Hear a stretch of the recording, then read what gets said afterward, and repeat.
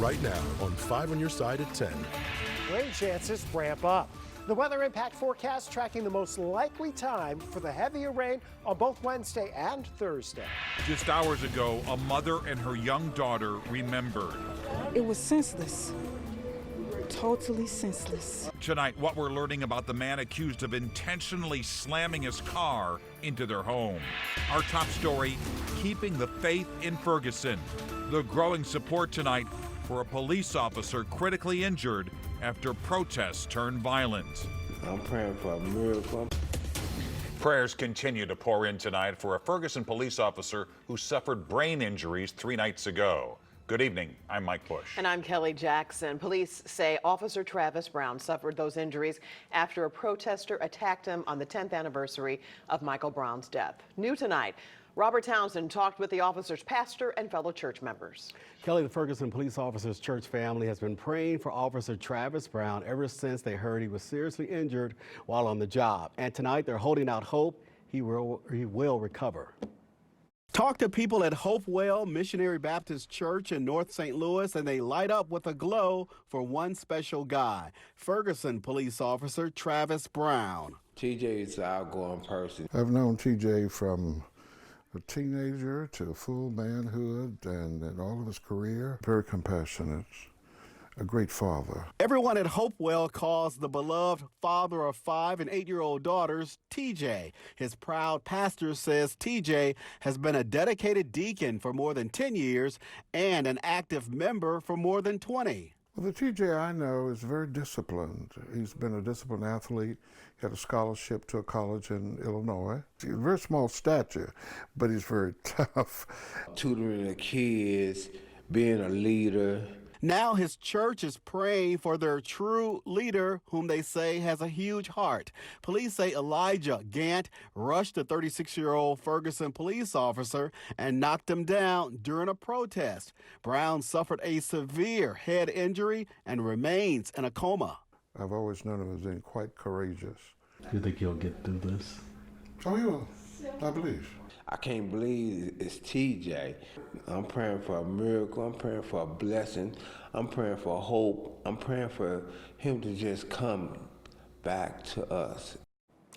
Gant is charged with assault, resisting arrest, and property damage. Now his bond is set for $500,000. He goes to court on Monday. Tonight he's sitting in jail. 4 others also facing charges. Tomorrow, Ferguson police will release more information about this case during a news conference. A GoFundMe page has been set up to help Officer Brown and his family with mounting medical bills and other expenses. We have a link in the As Seen on TV section at KSDK.com. Tonight, family and friends gather to honor a woman and her young daughter killed when a car crashed through their Belleville home. Police believe the driver did it on purpose. Annie Krall is live outside the Belleville Police Department with more on what we know about the suspect in custody. Annie. Police say Matthew Thomas intentionally drove into the front of a house, causing a major fire. The family of the victims tell us they've had problems with Thomas in the past. On Monday night, dozens of people gathered for a balloon release on South 8th Street. Siobhan Green and her 4-year-old daughter Toriana were killed Sunday morning after Belleville police say a car intentionally drove through their home. Upon arrival, officers encountered and Belleville Fire Department encountered flames, heavy smoke coming from the residence. Green's mother, Shelby Jackson, says it still doesn't feel real that her daughter and her granddaughter are gone. It's gas in that car, so it's going to ignite. So he set fire to the house. He pinned them into the car because they was on the couch. Siobhan was holding Toriana. We spoke with Green's dad, Maurice Green, only hours before the balloons went flying. My daughter was a simple victim of a mentally challenged individual. But we want to wait till the police find out what was the motive behind all this. Police identified the suspect as Matthew Thomas. According to Green's father, he was a neighbor who had bothered the family before. Police were called to the home this weekend. As Jackson says, Thomas banged on the door for people to come out. And this person had some kind of issues, infatuated with my daughter. And I guess when he seen this other person with my daughter, couldn't take it. However, at the time, Green told police not to take him in for psychiatric treatment. Then he crashed into the house. Jackson's 10-year-old grandson called her from inside, saying the house was on fire. I said, where are both of them? Where is Siobhan? Where is Toriana? He said, they upstairs asleep. I said, why she's not answering the phone? It's not like her. The boy escaped. He says, Granny, I'm 10 years old. I shouldn't even be going through this. I can't even call my mama to check on her anymore.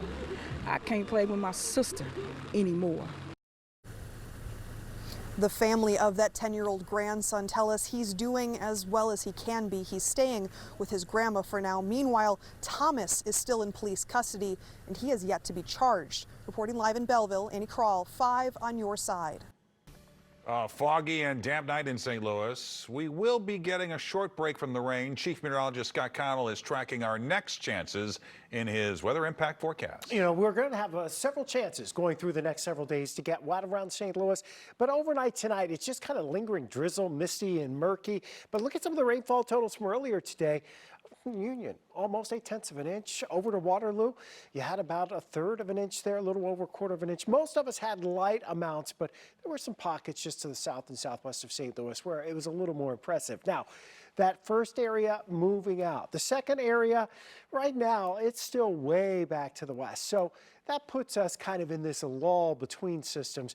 And that means we're stuck with these low clouds. We're stuck with some patches of drizzle. There is some fog out there, but the thicker fog is going to be over parts of mid-Missouri and north central Missouri, just to our north and west out of our area. Don't expect to see much in the way of sunshine tomorrow, though. We may have a little patchy drizzle early in the morning, but most of tomorrow for most of us will be dry. It'll be southwest of St. Louis where we'll pick up that rain chance tomorrow. And then Wednesday into Thursday, we're spreading more rain opportunities into St. Louis. More on that in just a few minutes, Kelly. All right, see you then, Scott. A scare tonight for some visitors at the Gateway Arch. They were stuck on the North Tram for nearly 2 hours on their way to the top. The National Park Service says the tram stopped about 100 feet from the ground. The St. Louis Fire Department was called to help safely get all of the riders out. No one was hurt. Maintenance crews are still working to figure out what caused the tram to stop. The tram system has been operational since 1967, so obviously we are doing constant repairs on the cables on the cars, but it's the original system that was designed by Dick Bowser in 1967. The North Tram is closed until further notice. The South Tram is still in operation.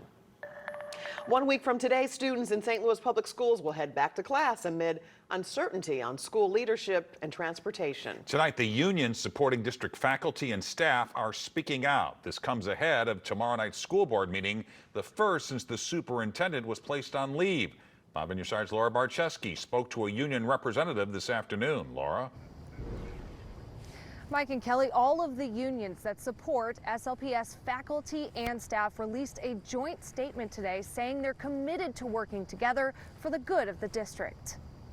These 5 unions represent thousands of workers in St. Louis public schools, and they wanted to make it clear to families they're focused on the student success. We are laser focused on the opening of school first, and number 2, we want this whole due process for the superintendent to work out. SLPS Superintendent Keisha Scarlett was placed on administrative leave last month pending an investigation, and Millicent Borshade was named interim superintendent. In her previous district, Borshade received a vote of no confidence from the teachers union, but Byron Clemens with the American Federation of Teachers Local 420 says they do have confidence in Borshade. She's there on an interim basis, but she's run the day-to-day operations and will continue to run them. I can't say it'll be seamless, but we always have glitches at the beginning of the school year, but I feel confident that we're going to do well, and so do our other union leadership folks. Clemens says as they get closer and closer to opening classroom doors, things seem to get incrementally better, including glitches in payroll that affected 12-month employees. We have rectified it. Everybody's gotten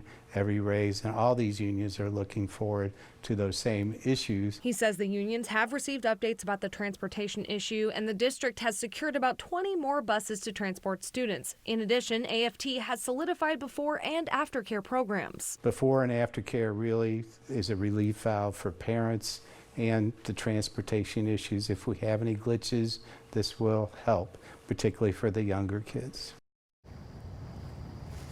The St. Louis Public School Board is scheduled to meet tomorrow at 6:30, and a rally is actually planned for the same time right here outside the building. Reporting live downtown, Laura Barcheski, 5 on your side. New tonight, Rosati-Kain Academy is now searching for a new school president just 1 week before classes start. The school announced today that Dr. Maggie Sullivan is stepping away from her role. This comes nearly 2 years after the Archdiocese announced the school would close. A campaign to save the school raised enough money to keep it open as an independent Catholic school. Michael Brown Sr. is keeping his son's memory alive by supporting local families. He and other community leaders spoke today at a Day of Action event hosted by the Deaconess Foundation, addressing problems affecting young people of color. Parents raised concerns over their children being impacted by school suspensions and detention centers.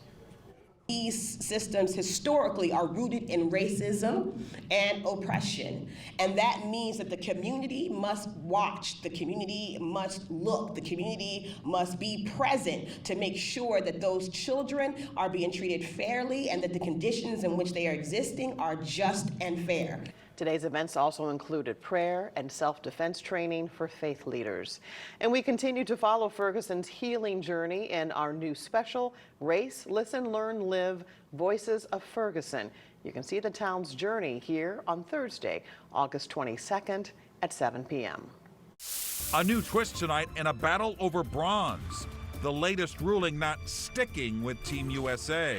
Teaching cursive in the classroom. I feel like it's a lost skill that's going away. Technology could be the handwriting on the wall. Tonight, a look at the impact on the next generation. See that go away, I think there could be factors that we don't think of now in the future. Hot and humid weather is trying to work our way. Why it's having trouble making it here, and the amount of rain some of us may see as a result.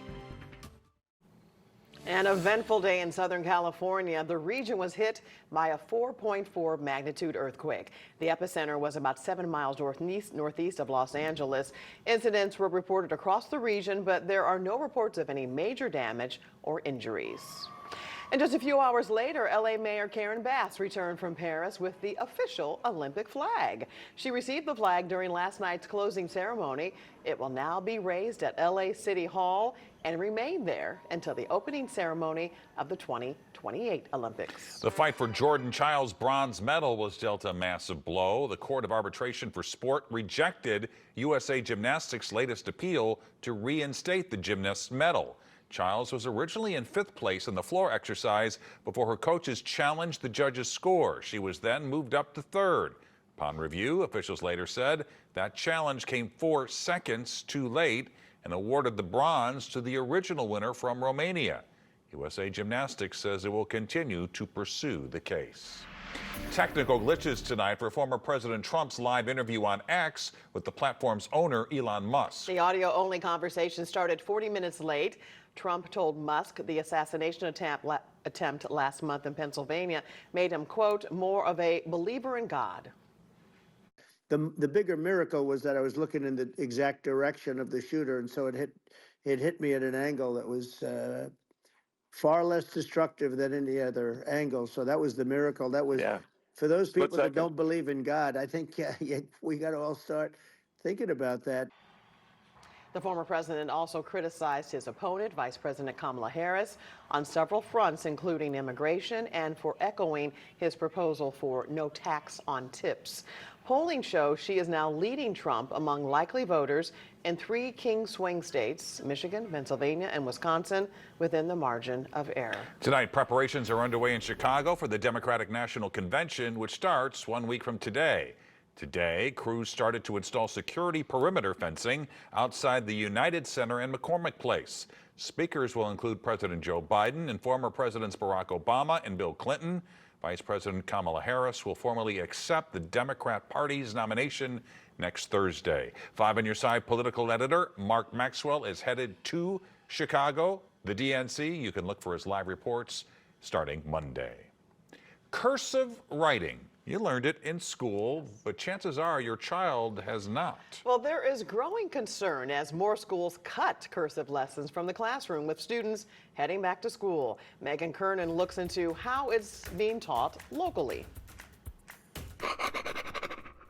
Across the bi-state, there's different standards. Illinois requires schools to teach cursive writing, but in Missouri, it's up to school districts to decide. With laptops and tablets quickly replacing paper, it brings up the question if learning cursive has become less important. So we ask people what they think. I think it's still a need, even though I know that our young people don't use it much anymore. I feel like it's a lost skill that's going away that people should still have access to. Besides for my name, if I'm gonna be honest, I don't know how to do much more cursive. I think times are changing and they do so much on a computer that maybe it's not as necessary anymore.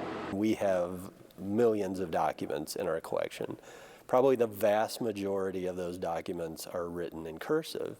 History is full of cursive writing. This letter from Abraham Lincoln is how putting pen to paper looked back in 1861. Christopher Gordon with the Missouri Historical Society says it would be a disservice not to teach students this penmanship. It's this cognitive ability that they really need to have. It from the hand to the head, right? They really need to have this skill.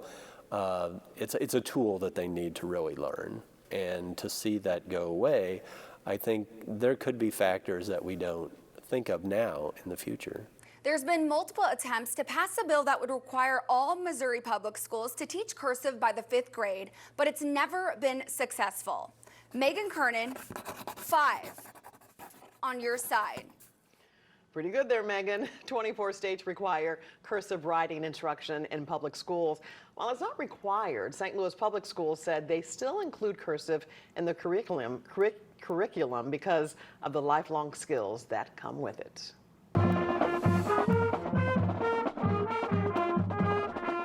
Students in East St. Louis headed back to school this morning. Many Illinois districts are starting the new year this week. Tomorrow will be the first day of school in O'Fallon Township and Highland. While some private schools in Missouri start this week, most public schools begin next week. And let's check in with Chief Meteorologist Scott Conwell again with the weather impact forecast. Boy, it was just kind of like a dreary, rainy day all day, Sure Scott. was. Kind of, you know, the clouds were with us early this morning, and then the rain pulled in. That was about lunchtime into the afternoon hours when it really pushed through the area.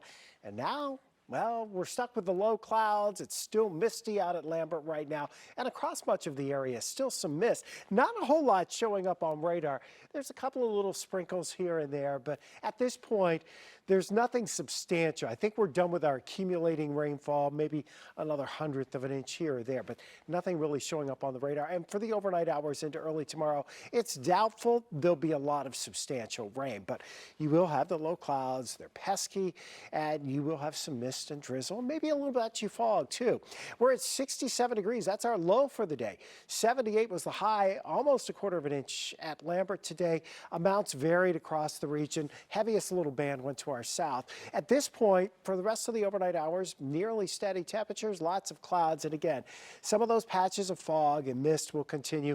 You may have a little bit of that, just kind of an annoyance out the door early tomorrow morning, but as you see, looking back into western Missouri, back into parts of Kansas, there's not much in the way of showers and storms there right now. We are tracking these showers and thunderstorms across parts of Colorado into Kansas, and you kind of get the sense of that upper level high pressure, the big bubble of heat that's just down to our south. And where are we? Of course, we're right on the fringes of it. So that hot air is trying to get back in here, but these clusters of showers and thunderstorms kind of keeping it at bay so far. Tomorrow, most of the action is to the southwest of St. Louis by a pretty good distance. So we expect to see some showers, maybe a rumble of thunder as you head down towards Steelville, down towards Sullivan, Farmington in on that. But for St. Louis, most of us won't see much rain tomorrow. We will, though, see plenty of cloud cover, and we'll flirt with 80 degrees for the high. Wednesday, the band of showers and thunderstorms early in the morning through the midday hours creeps a little closer to St. Louis, so our chances are a bit higher for some showers and storms on Wednesday. Then we get into Thursday. Odds are we'll wait until later on Thursday afternoon into Thursday evening. Maybe some stronger thunderstorms. That's the day the heat gets back in here. Temperatures go back into the low 90s, probably still close to 90 on Friday, but our rain chances start to go down here as we head into the upcoming weekend. So really tomorrow, more about clouds than anything else. although there will be some drizzle and a few showers, most of it southwest. The chances go up Wednesday, then late Wednesday night into early Thursday, and again Thursday afternoon, maybe some stronger storms. One thing you won't get out of the first week of school this week for anybody, early release because of heat. Yeah. So, I mean, I think the football players and, It'd you be know, good the for marching them. band, they're happy. They don't mind a Yes. little bit of rain, but it's not hot. It's Yeah. not terrible. Which is the usual this time Right. of year. Scott, thanks. Frank is here with sports. Mike, a rough night for the Cardinals in Cincinnati. Some national love for the Mizzou Tigers. And I have some things to say about Steve Kerr's treatment of Jason Tatum. We'll be right back. Hey everyone, Michelle Lee here. Question for you. Are you struggling to drift off to sleep at night? Well, your diet might be to blame. The foods in your fridge that might be destroying your chances for a good night's rest. That is tomorrow on Today in St. Louis at 6 a.m. This 5 on Your Side Sports Report is sponsored by Telly Tire and Auto Centers, driving your way since 1942. I guess you can't say the Cardinals are out of it. They began the night a game and a half out of the final wild card spot. But what would make you think, after what you've seen this season, that this is a playoff team? Certainly no evidence of that in Cincinnati tonight. Sonny Gray was rocked. Third inning, Spencer Steer, a 2-run homer, and it's 2-1 Reds. The next hitter is Ellie De La Cruz, and he tomahawks it, and it's 3-1 Reds. And when the Reds weren't hitting them out, the ump was throwing Ali Marmol out of the game. In the meantime, Steer ripped another homer off Sonny. Jordan Walker was promoted from Memphis. He went 0 for 3 with a strikeout, and the Cardinals lose it 6-1. The Cardinals have disappointed us. I don't think the Mizzou Tigers will, and the Associated Press doesn't either. The Tigers are 11th in the preseason poll. That's ahead of perennial powers like LSU, Clemson, and Tennessee. It's their highest preseason ranking in 16 years. So you may just think the Bommarito 500 is a place where cars drive really fast. Well, this race on Saturday in Madison, Illinois is available to viewers across the globe in 200 countries. And because people are coming from 30 different states and 9 different countries, the economic impact is in the $15 million range. And oh, by the way, this is a crucial race in determining the overall champion. It's race 13 in a 17-race season. There's 8 drivers who can still win the title. And this is the first race back after the 3-week Olympic break. I'm wondering how our town now ranks in terms of being a racing city. I don't think anyone would exclude us from being in the top tier. And I would say that many would look at what we're doing as a racing city as the only city that hosts NASCAR, IndyCar, and NHRA.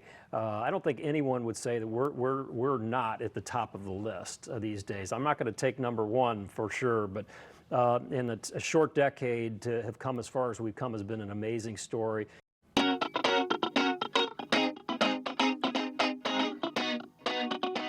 So Chaminade grad Jason Tatum says he's not sure if he would play in the Olympics in 2028 in LA when he would be just 30 years old. Translated, if Steve Kerr is still coaching the team, Jason is playing golf. And I don't blame him for 1 second, not 1 second.